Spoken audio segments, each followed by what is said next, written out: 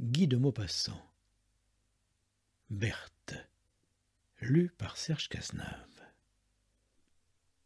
Mon vieil ami, on a parfois des amis beaucoup plus âgés que soi, mon vieil ami, le docteur Bonnet, m'avait souvent invité à passer quelque temps chez lui, à Riom. Je ne connaissais point l'Auvergne et me décidai à aller voir vers le milieu de l'été de 1876. J'arrivai par le train du matin et la première figure aperçue sur le quai de la gare fut celle du docteur. Il était habillé en gris et coiffé d'un chapeau noir, rond, de feutre mou, à large bord, dont le fond, très haut, allait se rétrécissant en forme de tuyau de cheminée, un vrai chapeau auvergnat qui sentait le charbonnier. Ainsi vêtu, le docteur avait l'air d'un vieux jeune homme, avec son corps fluet, sous son veston clair et sa grosse tête à cheveux blancs. Il m'embrassa avec cette joie visible qu'ont les gens de province en voyant arriver des amis longtemps désirés, et tendant la main autour de lui, il s'écria plein de fierté « Voici l'Auvergne !» Je ne voyais qu'une ligne de montagnes devant moi, dont les sommets, pareils à des cônes tronqués, devaient être d'anciens volcans. Puis, levant le doigt vers le nom de la station, écrit au front de la gare, il prononça « Riom, patrie des magistrats, orgueil de la magistrature, qui devrait être bientôt plutôt la patrie des médecins. » Je demandai « Pourquoi ?» Il répondit en riant « Pourquoi retourner ce nom et vous avez mourir. Voilà, jeune homme, pourquoi je me suis installé dans ce pays. » Et, ravi de sa plaisanterie, il m'entraîna en se frottant les mains. Dès que j'eus avalé une tasse de café au lait, il fallut visiter la vieille cité. J'admirai la maison du pharmacien et les autres maisons célèbres, toutes noires, mais jolies comme des bibelots avec leurs façades de pierre sculptée. J'admirai la statue de la Vierge, patronne des bouchers, et j'entendis même à ce sujet le récit d'une aventure amusante que je conterai un autre jour. Puis le docteur Bonnet me dit « Maintenant je vous demande 5 minutes pour aller voir une malade, et je vous conduirai sur la colline de Châtel-Guyon, afin de vous montrer, avant le déjeuner, l'aspect général de la ville et toute la chaîne du Puy-de-Dôme. Vous pouvez m'attendre sur le trottoir, je ne fais que monter et descendre. » Il me quitta en face d'un de ces vieux hôtels de province, sombres, clos, muets, lugubres. Celui-là me parut d'ailleurs avoir une physionomie particulièrement sinistre, et j'en découvris bientôt la cause. Toutes les grandes fenêtres du premier étage étaient fermées jusqu'à la moitié par des contrevents de bois plein. Le dessus seul s'ouvrait, comme si on eût voulu empêcher les gens enfermés en ce vaste coffre de pierre de regarder dans la rue. Quand le docteur redescendit, je lui fis part de ma remarque. Il répondit « Vous ne vous êtes pas trompé. Le pauvre être gardé là-dedans ne doit jamais voir ce qui se passe au-dehors. C'est une folle, ou plutôt une idiote, ou plutôt encore une simple, de ce que vous appelleriez, vous autres Normands, une gnante. Ah, tenez, c'en est une lugubre histoire, et en même temps un singulier cas pathologique. Voulez-vous que je vous conte cela ?» J'acceptai. Il reprit. « Voilà, il y a 20 ans maintenant, les propriétaires de cet hôtel, mes clients, eurent un enfant, une fille, pareille à toutes les filles. Mais je m'aperçus bientôt que, si le corps du petit être se développait admirablement, son intelligence demeurait intacte. Elle marcha de très bonne heure, mais elle refusa absolument de parler. Je la crus sourde d'abord, puis je constatai qu'elle entendait parfaitement, mais qu'elle ne comprenait pas. Les bruits violents la faisaient tressaillir, l'effrayer sans qu'elle se rendît compte de leur cause. Elle grandit, elle était superbe, et muette, muette par défaut d'intelligence. J'essayais de tous les moyens pour amener dans cette tête une lueur de pensée. Rien ne réussit. J'avais cru remarquer qu'elle reconnaissait sa nourrice. Une fois sevrée, elle ne reconnut pas sa mère. Elle ne sut jamais dire ce mot, le premier que les enfants prononcent et le dernier que murmurent les soldats mourants sur les champs de bataille. Maman. Elle essayait parfois des bégaiements, des vagissements, rien de plus. Quand il faisait beau, elle riait tout le temps en poussant des cris légers qu'on pouvait comparer à des gazouillements d'oiseaux. Quand il pleuvait, elle pleurait et gémissait d'une façon lugubre, effrayante, pareille à la plainte des chiens qui hurlent à la mort. Elle aimait se rouler dans l'herbe, à la façon des jeunes bêtes, et courir comme une folle, et elle battait des mains chaque matin si elle voyait le soleil entrer dans sa chambre. Quand on ouvrait sa fenêtre, elle battait des mains en s'agitant dans son lit pour qu'on l'habillât tout de suite. Elle ne paraissait faire d'ailleurs aucune distinction entre les gens, entre sa mère et sa bonne, entre son père et moi, entre le cocher et la cuisinière. J'aimais ses parents, si malheureux, et je venais presque tous les jours les voir. Je dînais aussi souvent chez eux, ce qui me permit de remarquer que Berthe, on l'avait nommée Berthe, semblait reconnaître les plats et préférer les uns aux autres. Elle avait alors 12 ans. Elle était formée comme une fille de 18 et plus grande que moi. L'idée me vint donc de développer sa gourmandise et d'essayer, par ce moyen, de faire entrer des nuances dans son esprit, de la forcer par des dissemblances, des goûts, par les gammes, des saveurs, sinon à des raisonnements, du moins à des distinctions instinctives, mais qui constitueraient déjà une sorte de travail matériel de la pensée. On devait ensuite, en faisant appel à ses passions et en choisissant avec soin celles qui pourraient nous servir, obtenir une sorte de choc en retour du corps sur l'intelligence et augmenter peu à peu le fonctionnement insensible de son cerveau. Je plaçai donc un jour en face d'elle 2 assiettes, l'une de soupe, l'autre de crème à la vanille très sucrée. Et je lui fis goûter de l'une et de l'autre alternativement. Puis je la laissai libre de choisir. Elle mangea l'assiette de crème. En peu de temps, je la rendis très gourmande, si gourmande qu'elle semblait n'avoir plus en tête que l'idée, ou plutôt que le désir de manger. Elle reconnaissait parfaitement les plats, tendait la main vers ceux qui lui plaisaient et s'en emparait avidement. Elle pleurait quand on les lui ôtait. Je songeai alors à lui apprendre à venir dans la salle à manger au tintement de la cloche. Ce fut long. J'y parvins cependant.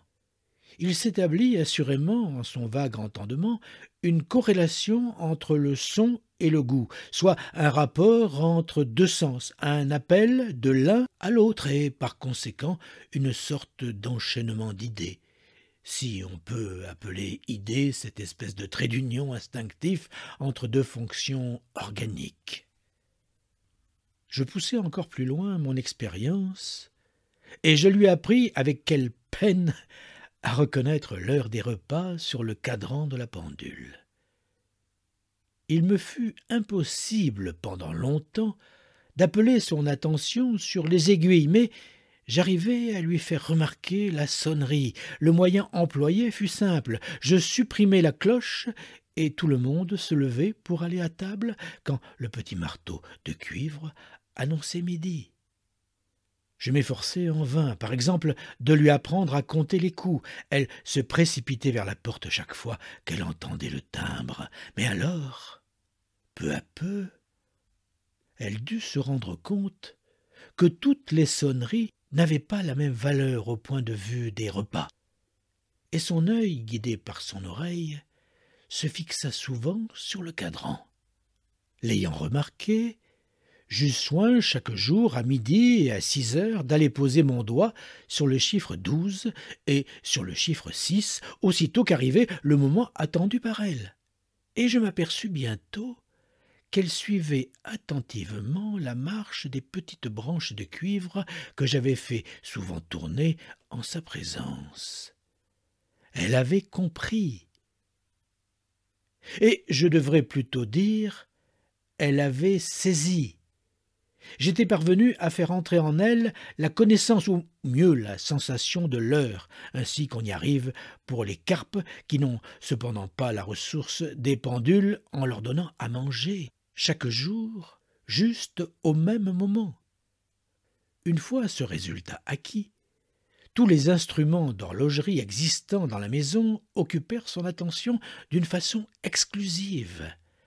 Elle passait son temps à les regarder, à les écouter, à attendre les heures. Il arriva même une chose assez drôle. La sonnerie d'un joli cartel Louis XVI suspendu à la tête de son lit s'étant détraquée, elle s'en aperçut. Elle attendait depuis 20 minutes, l'œil sur l'aiguille, mais le timbre annonça 10 heures.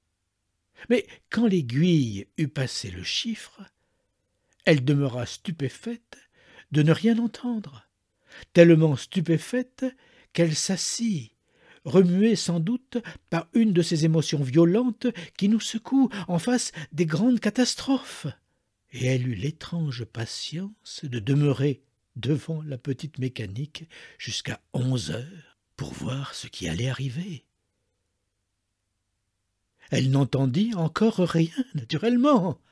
Alors, saisie tout à coup, soit de la colère folle de l'être trompé, déçu, soit de l'épouvante de l'être effaré devant un mystère redoutable, soit de l'impatience furieuse de l'être passionné qui rencontre un obstacle, elle saisit la pincette de la cheminée et frappa le cartel avec tant de force qu'elle le mit en pièces en une seconde. Donc son cerveau fonctionnait, calculé, d'une façon obscure, il est vrai, et dans une limite très restreinte, car je ne pus parvenir à lui faire distinguer les personnes comme elle distinguait les heures. Il fallait, pour obtenir d'elle un mouvement d'intelligence, faire appel à ses passions, dans le sens matériel du mot. Nous en eûmes bientôt une autre preuve, hélas, terrible. Elle était devenue superbe. C'était vraiment un type de la race, une sorte de Vénus admirable et stupide. Elle avait 16 ans maintenant, et j'ai rarement vu pareille perfection de forme, pareille souplesse et pareille régularité de traits. J'ai dit une Vénus, oui, une Vénus, blonde, grasse, vigoureuse, avec des grands yeux clairs et vides, bleus comme la fleur du lin, et une large bouche aux lèvres rondes, une bouche de gourmande, de sensuelle, une bouche à baiser. Or, un matin, son père entra chez moi avec une figure singulière et, s'étant assis sans même répondre à mon bonjour, « J'ai à vous parler d'une chose fort grave, dit-il. Est-ce qu'on pourrait marier Berthe ?» J'eus un sursaut d'étonnement, et je m'écriai « Marier Berthe? Mais c'est impossible !» Il reprit « Oui, je sais, mais réfléchissez, docteur, c'est que, peut-être, nous avons espéré, si elle avait des enfants, ce serait pour elle une grande secousse, un grand bonheur, et qui sait si son esprit ne s'éveillerait pas dans la maternité ?» Je demeurai fort perplexe. C'était juste. Il se pourrait que cette chose si nouvelle, que cet admirable instinct des mères qui palpite au cœur des bêtes comme au cœur des femmes, qui fait se jeter la poule en face de la gueule du chien pour défendre ses petits, amenât une révolution, un bouleversement dans cette tête inerte, et mit en marche le mécanisme immobile de sa pensée. Je me rappelai d'ailleurs tout de suite un exemple personnel. J'avais possédé quelques années auparavant une petite chienne de chasse si sotte que je n'en pouvais rien obtenir.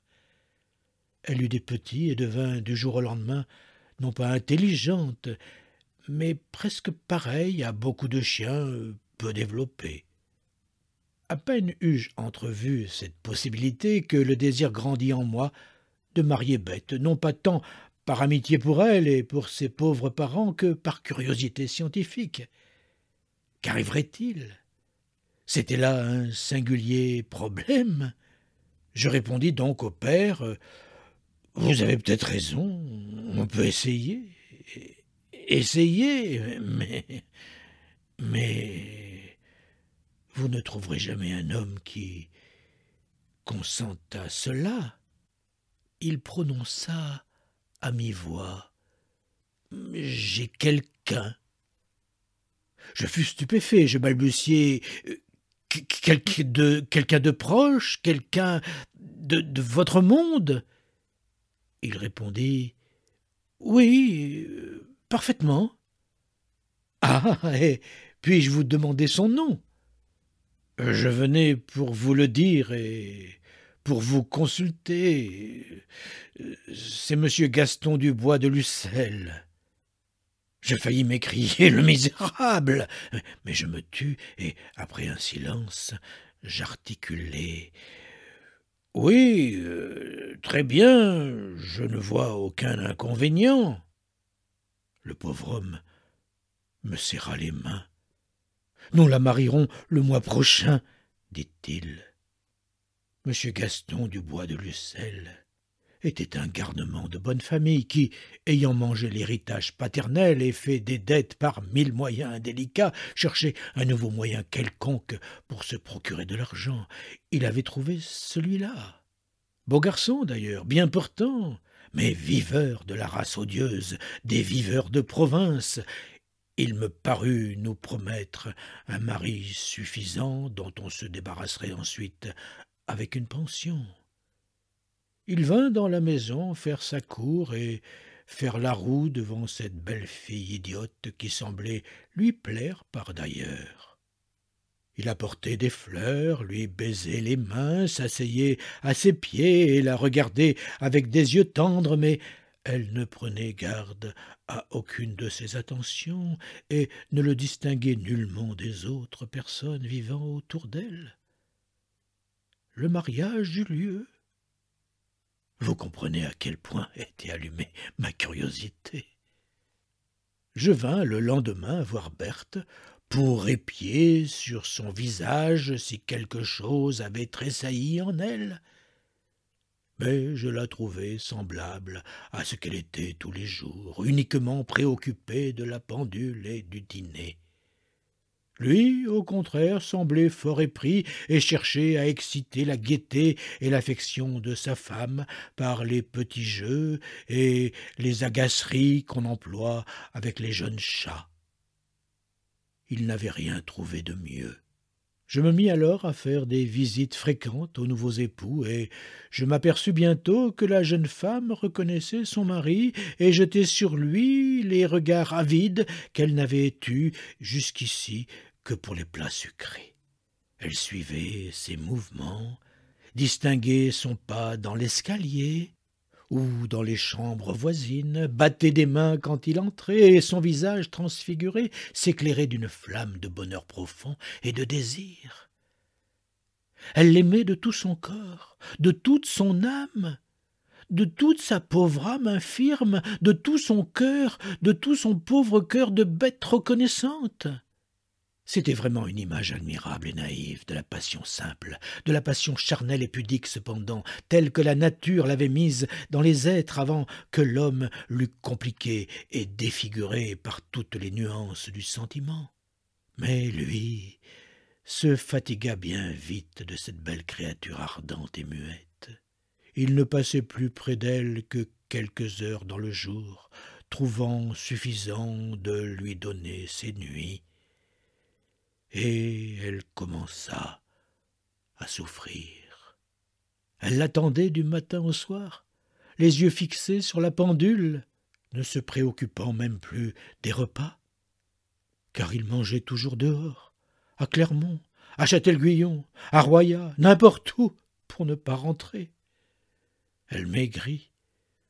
Toute autre pensée, tout autre désir, toute autre attente, tout autre espoir confus disparurent de son esprit, et les heures où elle ne le voyait point devenaient pour elle des heures de supplice atroce. Bientôt il découcha. Il passait ses soirées au casino de Royat avec des femmes, ne rentrait qu'aux premières lueurs du jour. Elle refusait de se mettre au lit avant qu'il fût revenu. Elle restait immobile sur une chaise, les yeux indéfiniment fixes sur les petites aiguilles de cuivre qui tournaient de leur marche lente et régulière autour du cadran de faïence où les heures étaient écrites. Elle entendait au loin le trot de son cheval et se dressait d'un bond, puis, quand il entrait dans la chambre, elle levait, avec un geste de fantôme, son doigt vers la pendule, comme pour lui dire « Regarde comme il est tard !» Et lui commençait à prendre peur devant cette idiote amoureuse et jalouse. Il s'irritait comme font les brutes. Il la frappa un soir. On vint me chercher. Elle se débattait en hurlant dans une horrible crise de douleur, de colère, de passion. Que sais-je? Peut-on deviner ce qui se passe dans ces cerveaux rudimentaires? Je la calmai avec des piqûres de morphine, et je défendis qu'elle revît cet homme, car je compris que le mariage la conduirait infailliblement à la mort. Alors elle devint folle. Oui, mon cher, cette idiote est devenue folle. Elle pense à lui toujours et elle l'attend. Elle l'attend toute la journée et toute la nuit, éveillée ou endormie, en ce moment, sans cesse. Comme je la voyais maigrir, et comme son regard obstiné ne quittait plus jamais le cadran des horloges, j'ai fait enlever de la maison tous ces appareils à mesurer le temps. Je lui ai ôté ainsi la possibilité de compter les heures et de chercher sans fin, en d'obscures réminiscences, à quel moment il revenait autrefois. J'espère à la longue tuer en elle le souvenir, éteindre cette lueur de pensée que j'avais allumée avec tant de peine. Et j'ai essayé l'autre jour une expérience. Je lui ai offert ma montre. Elle l'a prise, l'a considérée quelque temps. Puis elle s'est mise à crier d'une façon épouvantable, comme si la vue de ce petit instrument avait soudain éveillé sa mémoire qui commençait à s'assoupir. Elle est maigre aujourd'hui, maigre à faire pitié, avec des yeux caves et brillants, et elle marche sans cesse, comme les bêtes en cage. J'ai fait griller les fenêtres, posé de hauts contrevents et fixé les sièges au parquet pour l'empêcher de regarder dans la rue s'il revient. Oh, les pauvres parents, quelle vie ils auront passée. Nous étions arrivés sur la colline. Le docteur se retourna et me dit « Regardez Rion d'ici ». La ville sombre avait l'aspect des vieilles cités. Par derrière, à perte de vue, s'étendait une plaine verte, boisée, peuplée de villages et de villes et noyée dans une fine vapeur bleue qui rendait charmant l'horizon. À ma droite, au loin, de grandes montagnes s'allongeaient avec une suite de sommets ronds ou coupés nets comme d'un revers d'épée. Le docteur se mit à énumérer les pays et les cimes, me contant l'histoire de chacune et de chacun. Mais je n'écoutais pas. Je ne pensais qu'à la folle. Je ne voyais qu'elle. Elle paraissait planer comme un esprit lugubre sur toute cette vaste contrée. Et je demandai brusquement « Qu'est-il devenu, lui, le mari ?» Mon ami, un peu surpris après avoir hésité, répondit « Il vit à Royat avec la pension qu'on lui fait. Il est heureux, il noce. » Comme nous rentrions à petits pas, attristés, tous deux et silencieux, une charrette anglaise passa rapidement, venue derrière nous, au grand trot d'un pur sang. Le docteur me saisit le bras. « Le voici !» dit-il. Je ne vis qu'un chapeau de feutre gris, incliné sur une oreille, au-dessus de deux larges épaules, fuyant dans un nuage de poussière. 20 octobre 1884.